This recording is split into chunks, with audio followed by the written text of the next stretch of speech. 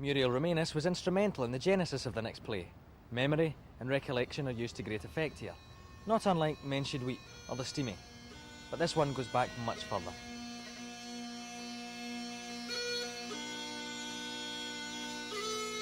This is another Traverse play, first performed at the Tramway in 1991.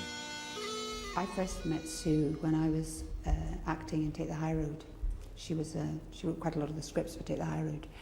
And a long time ago, my granny told me, because my family are a border family, my granny told me the story of Bondagers.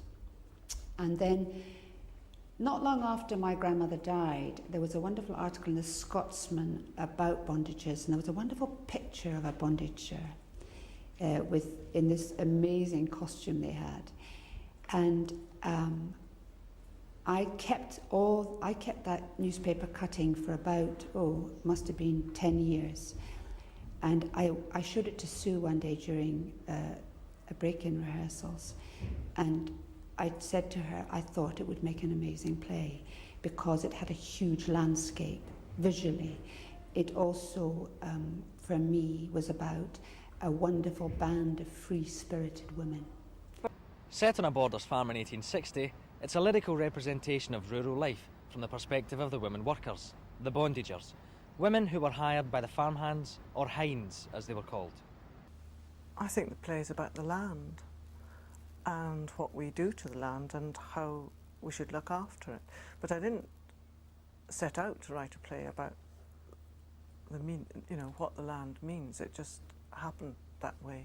It was actually when I was writing one of Tottie's first speeches, when she's talking about the Langside rigs and seeing the ghost of the ploughman up on the moors. It was then that I realised, in the first place, that Tottie was going to be a very important character, and in the second place, that the play was really about the land. What happens to Tottie in the play is kind of what happens to our land, what we're doing to our land. It isn't so much that we even abuse it, it's that we don't pay enough attention to it. I have to say to you that the first night I went to the Tramway and I saw that production, I was in tears simply because I felt that it was something that had come from my grandmother and which I had then carried on and Sue had then brought to fruition. There are 5 Bondagers in a cast of 6. There's Maggie and Sarah and her daughter Tottie, who'd now be described as having special needs, but back then they weren't so sympathetic. Then there's Jenny, Liza, and finally Ellen, who has freed herself from this hardship by marrying the farmer. Je muck, shift the sharden, fool je muck, sharden, fool je muck. Red up the stables, muck out the byre, plant the tatties, hout the tatties, clamp the tatties, single the neeps, shaw the neeps, mangle the neeps, cap the neeps, shear, stoop, struttle, stack, women's work.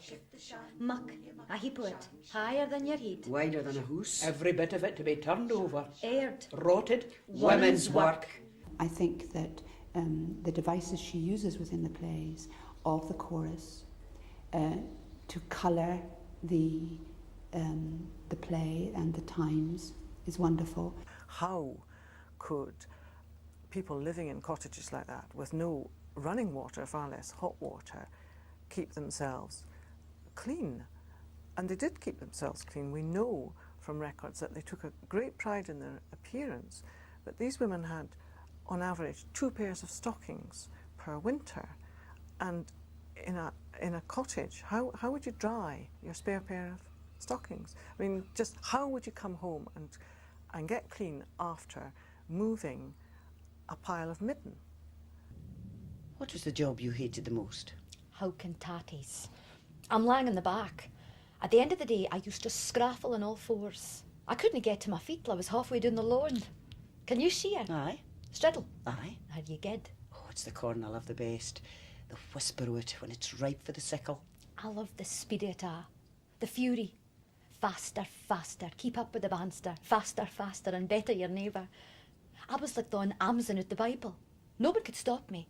If Mayborn himself had stood afore me, I'd have cut him in two with a slice of my sickle.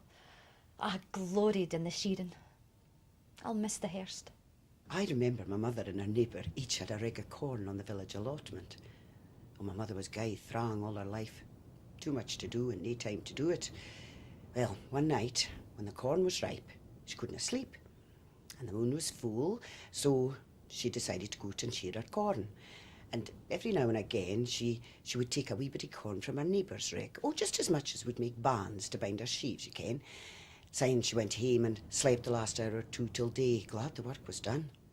Well, in the morning, passing the field, she saw she'd reaped the wrong rig, her neighbour's rig, and the corn she'd stolen to bind her sheaves was her own corn, and she still had her own rig to shear.